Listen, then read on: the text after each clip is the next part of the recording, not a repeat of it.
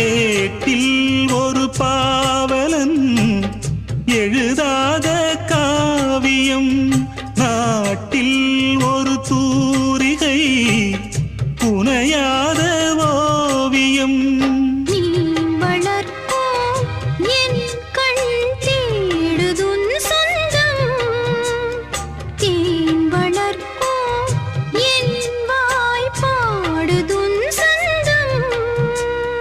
நீராடும் ஓடையே எனக்கென குளிர் சேர்க்கும் வாடையே, மோகம் என்னாலும் என்னை வாட்டுதே அன்பேவா.